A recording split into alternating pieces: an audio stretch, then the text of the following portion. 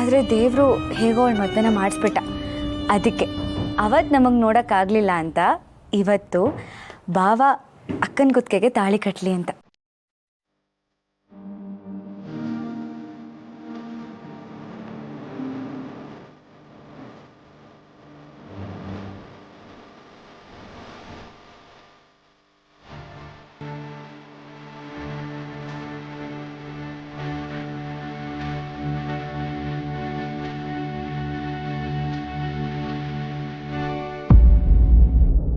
ಜಾನು,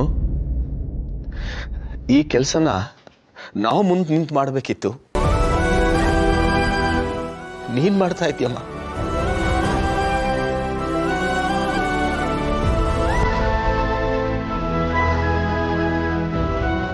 ನಿಮ್ಗೆ ಹೇಗೆ ಕೃತಜ್ಞತೆ ಹೇಳ್ಬೇಕು ಗೊತ್ತಾಗ್ತಿಲ್ಲ.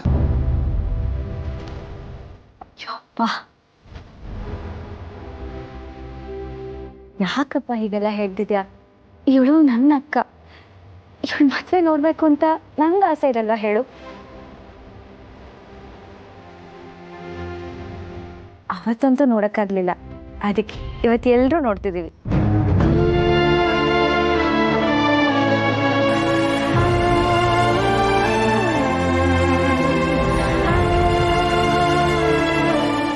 ಹೌದು ಮಾವ, ಭಾವನವ್ರ ಮದುವೆ ಆಯಿತು ಅಂತ ಗೊತ್ತಾದ ತಕ್ಷಣ ಜಾನ್ವಿಯವರು ತುಂಬ ಚಟ್ಪಡಿಸ್ತಾ ಇದ್ರು.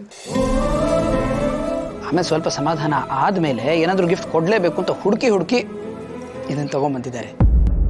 ಇದ್ದವರು ಭಾವನವ್ರ ಕುತ್ತಿಗೆಗೆ ಈ ತಾಳಿ ಕಟ್ಬಿಟ್ರೆ ನಮ್ಮೆಲ್ರಿಗೂ ಮದುವೆ ನೋಡಿದಷ್ಟೇ ಖುಷಿ ಆಗುತ್ತಲ್ಲ.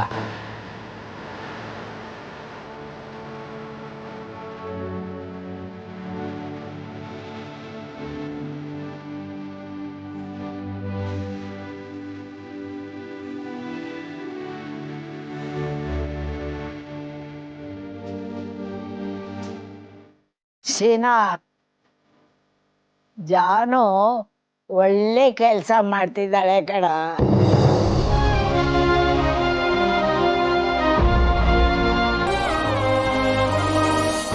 ಭಾವನಾ ಮದುವೆ ನೋಡ್ಲಿಲ್ಲ ಅಂತ ನನಗೆ ಎಷ್ಟು ಕೊರಗ್ತಾ ಇತ್ತು ಗೊತ್ತಾ ಮನಸ್ಸು.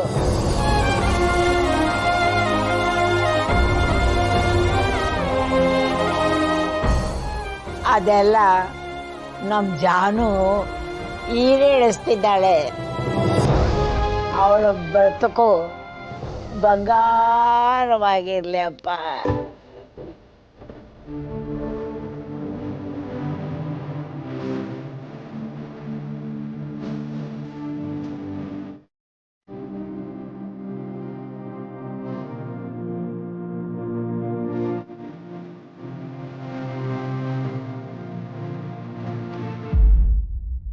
ಅತ್ತೆ, ಎಲ್ಲರೂ ಇಷ್ಟು ಸಂತೋಷವಾಗಿದ್ದಾರೆ, ಎಲ್ಲರೂ ಮಾತಾಡ್ತಿದ್ದಾರೆ, ನೀವು ಮಾತ್ರ ಸುಮ್ಮನೆ ಇದ್ದೀರಲ್ಲ ಅತ್ತೆ, ಯಾಕೆ?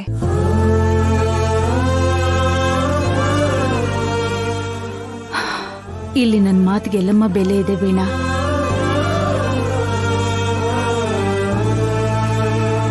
ನಾವು ಅನ್ಕೊಂಡಿದ್ವೊಂದು, ಆಗಿದ್ವೊಂದು, ಈಗ ಆಗ್ತಿರೋದು ಇನ್ನೊಂದು.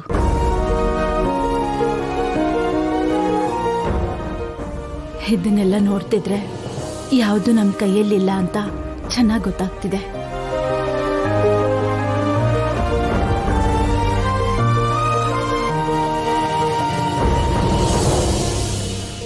ಲಕ್ಷ್ಮಿ, ಎಲ್ಲ ಸಂತೋಷವಾಗಿರುವಾಗ ಯಾಕೆ ಹೀಗೆ ಮಾತಾಡ್ತೀಯ?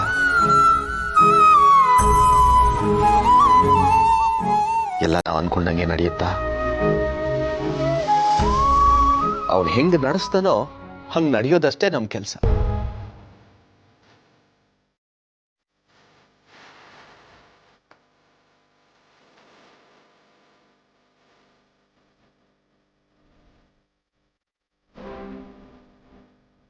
ಅಲ್ಲ, ಹೀಗ್ ಮಾತಾಡ್ತಾನೆ ಇದ್ರೆ ಮಾತಾಡ್ತಾನೆ ಇರ್ತೀವಿ.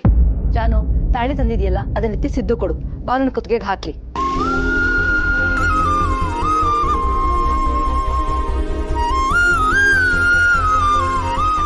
ಈಗ ತರ್ತೀನಿ ಅಂತ ಒಂದ್ ಮಾತು ಹೇಳಿದ್ರೆ ನಾನು ನಮ್ಮ ಯಜಮಾನ್ರೆಲ್ಲ ಕರ್ಕೊಂಡ್ ಬರ್ತಿದ್ದೆ ತಾನೆ.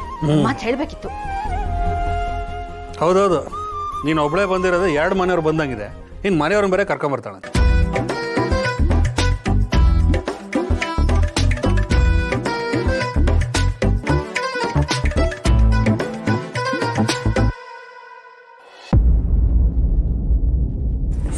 ಸರಿ ಸರಿ. ಜಾನು ಒಂದು ನಿಮಿಷ ದೇವ್ರ ಮುಂದೆ ಇಟ್ಟು ಕೊಡೋಣ.